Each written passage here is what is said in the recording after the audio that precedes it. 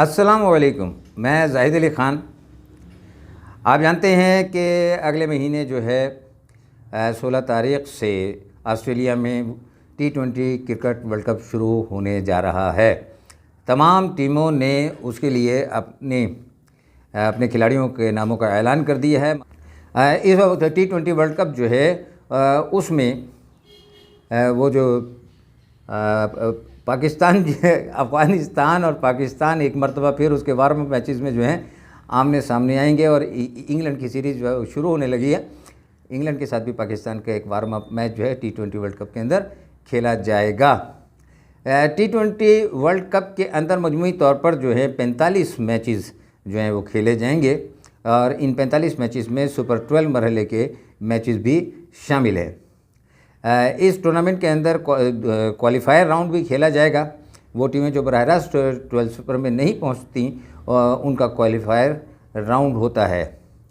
जो qualifier round है वो 16 अक्टूबर से जो है वो खेला जाना है। उसमें श्रीलंका का पहला मैच जो है वो नमीबिया से है और यूएई का मैच नीदरलैंड के साथ है।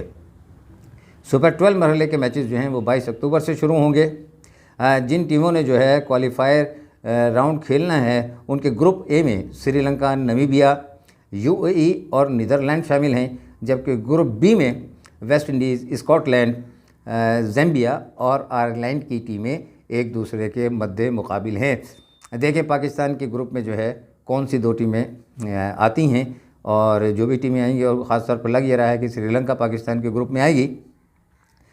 तो पाकिस्तान का ग्रुप जो है इस वक्त भी जो है एशियन टीमों की वजह से, क्योंकि एशियन टीमें सब एक दूसरे की तरह से क्रिकेट खेलती है, मुश्किल में है और श्रीलंका भी आ गया तो फिर ये एशिया कप वाला ही ग्रुप बन जाएगा। क्योंकि पाकिस्तान जो है वो ग्रुप बी में है और ग्रुप बी में भारत भी पाकिस्तान के साथ है, बांग्लादेश और एक सिर्फ दूसरे कॉन्टिनेंट की टीम है साउथ अफ्रीका। तो ग्रुप बी में जो है पाकिस्तान, भारत, बांग्लादेश और साउथ अफ्रीका, और इसमें दो टीमें जो हैं वो क्वालिफायर राउंड के बाद शामिल होंगी। और ग्रुप ए के अंदर ऑस्ट्रेलिया, इंग्लैंड, न्यूजीलैंड और अफ़गानिस्तान की टीमें शामिल हैं। पाकिस्तान की जो टीम की कारकर्दगी है या टीम की तब्दीली, उस बारे में मैं बहुत बात कर चुका हूँ, लेकिन मैं ये जो है काबिल गौर बात जो है कि मेरे इल्म में आई थी वो ये था कि जब एशिया कप ख़त्म हुआ है तो उसके बाद आईसीसी ने एक एशियन टीम तश्कील दी थी। जैसे कि रिवायत है कि वो दी जाती है एक तस्वुराती टीम, तो बेहतरीन खिलाड़ियों पर मुश्तमिल होती है। तो उसमें पाकिस्तान का कोई बैट्समैन शामिल नहीं था।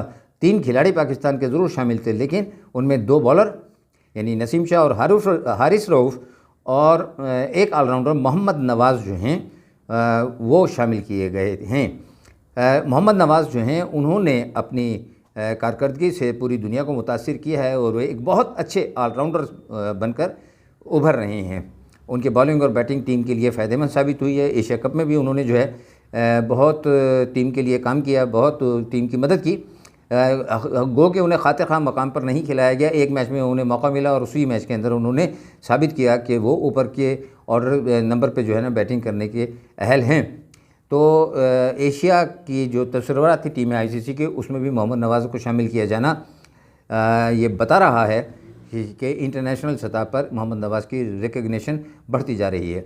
और उसी आईसीसी के रैंकिंग के अंदर बाबर आज़म की जो पोजीशन है वो डाउन हो गई और जिनसे मुआवजा किया जाता है विराट कोहली से, विराट कोहली ऊपर आ गए। तो देखते हैं कि वर्ल्ड कप में पाकिस्तान टीम कैसे खेलती है। जो भी इत्तला मुझ तक पहुँचेगी इंशाल्लाह मैं आपके साथ उसे शेयर करूँगा। इजाज़त दीजिए। वमा अलैना इल्लल बलागुल मुबीन।